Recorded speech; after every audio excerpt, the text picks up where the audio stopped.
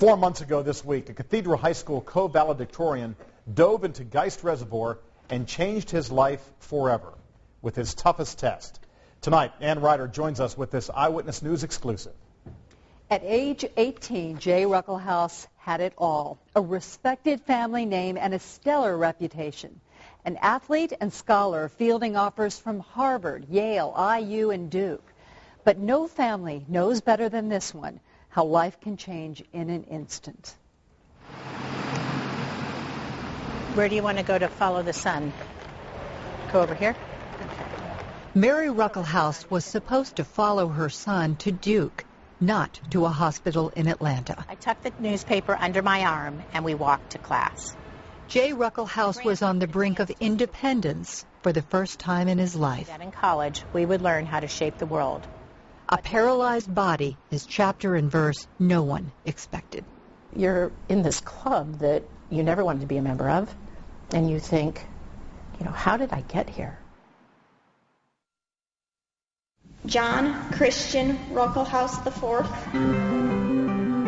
For 18 years, Jay Ruckelhaus had the world on a string. A runner, rower, swimmer, and a top scholar at Cathedral High School, he was co-valedictorian, a school leader known for humility and kindness. As Tennyson said, we are a part of all that we have met. Jay turned down Harvard, Yale, and a Wells Scholarship at IU for the equivalent at Duke.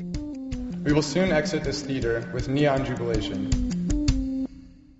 But life changed in an instant on a hot summer night last July.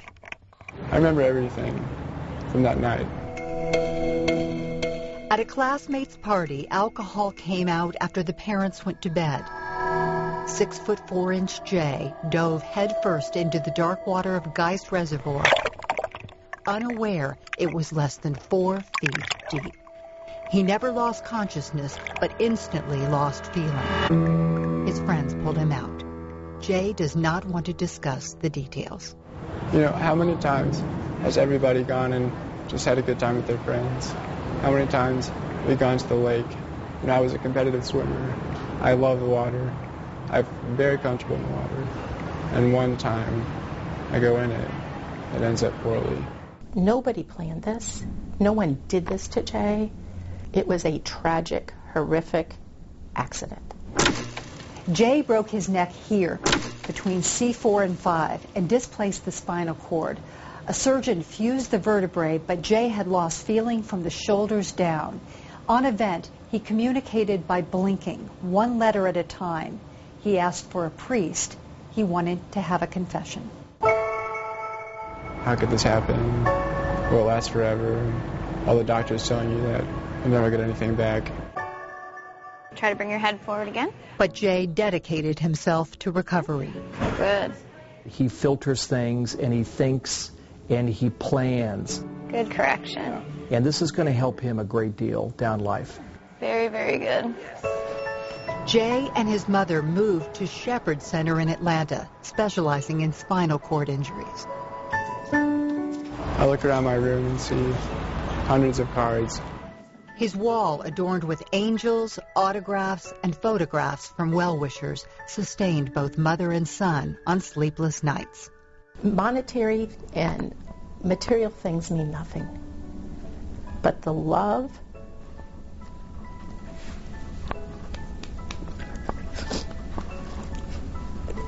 I'm amazed at just the outpouring of love.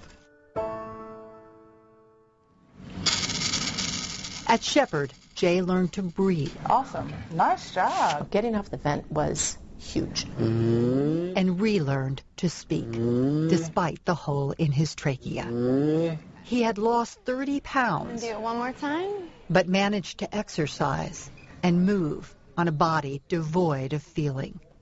With one exception. Very good. I can flip my hand over. I can't flip it back yet. Good. Now bring it down. By mid-October, Jay could reach his face and pet the resident kitten. Tuck this down. Tuck. But Jay needed help to get a fork to his mouth. Just towards you. The body in a spinal cord injury, it is painstakingly slow. You got it. Fight for it. Come on.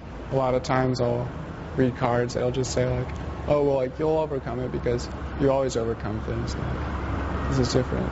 As different as his second graduation. You're out of this place, man. Jay graduated to an adjacent outpatient apartment. A lot more independence, which will be nice, but also a lot more responsibilities. In 3 months, Jay gained the strength to hold a paintbrush and move his wheelchair with a joystick instead of a mouthpiece. Every day he's on the move, out to eat or off to church. Hey. He is still rooted in faith. I mean, if we didn't have hope, and I've told Jay that, if we didn't have hope, we wouldn't be here. We would have gone home. I'm fighting it with everything I have, and I don't expect to stay in a power wheelchair the rest of my life.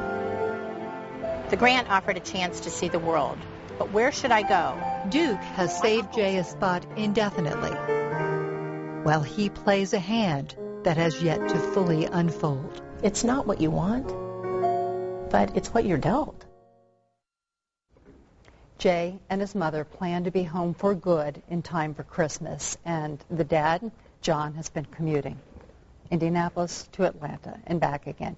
He's in a study now. He hopes we'll let him walk someday, so that's why he's staying there. Now, you said that Duke is holding a space for him. They are. Is that a goal to go to Duke someday? Oh, he wants to go to Duke more than anything. So, yeah, we'll hope that happens. He had a 4-year ride, $200,000 scholarship, everything, room, tuition, everything. Yeah. Well, we wish him well in the recovery. Thank you. Thanks.